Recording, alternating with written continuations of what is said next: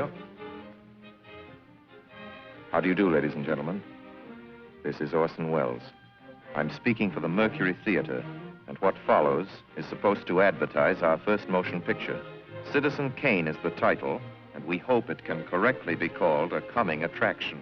It's certainly coming to this theater, and I think our Mercury actors make it an attraction.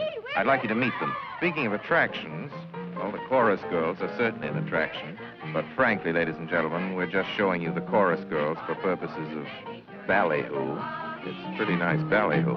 But here's some of our real Mercury people. This is the first time you've seen most of them on the screen. Hey, give Joe a little light. Thanks. Now smile for the folks, Joe. Smile. Joseph Cotton, ladies and gentlemen. That's it. Joseph Cotton. I think you're going to see a lot of him. Here's Ruth Warwick, whom I know you love. Ruth. Look at the camera, Ruth. We caught Ruth with her hair up.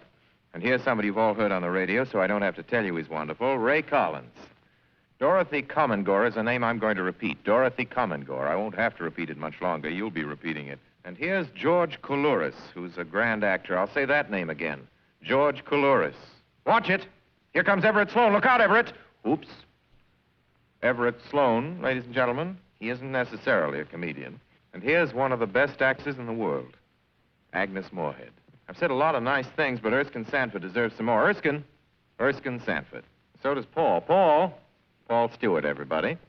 Citizen Kane is a modern American story about a man called Kane, Charles Foster Kane. I don't know how to tell you about him. There's so many things to say. I'll turn you over instead to the characters in the picture. As you'll see, they feel very strongly on the subject. Charles Foster Kane is... Sure, he started the war.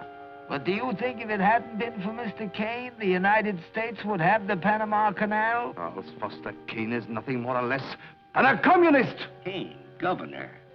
Listen, when the voters of this state and Mrs. Kane learn what I found out about Mr. Kane and a certain little blondie named Susan Alexander, he couldn't be elected dog catcher. I'm going to skin Mr. Charles Foster Kane alive. I'm going to marry him next week at the White House. Emily, I hear you've been stepping out with Charlie Kane.